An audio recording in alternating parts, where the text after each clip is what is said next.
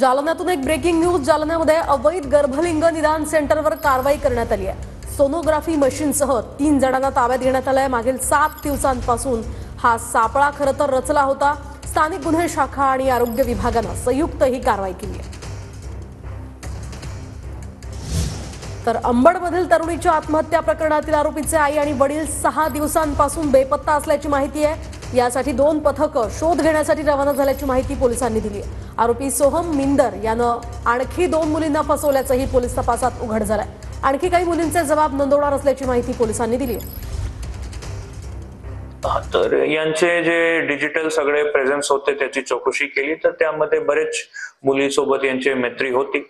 असे आपण 5 लोकांना निष्पन्न केलं आहे. त्यांचे स्टेटमेंट्स पण घेतले आहे आणि त्यापैकी ही काही लोक म्हणत आहे की यांनी त्यांच्याशी चांगला बोलून मैत्री केली, नंतर फसवणूक करण्याचा प्रयत्न म्हणजे परत माझ्याशी बोला आणि ब्लॅकमेल करण्याचा प्रकार तसा एक मुली सांगत आहे.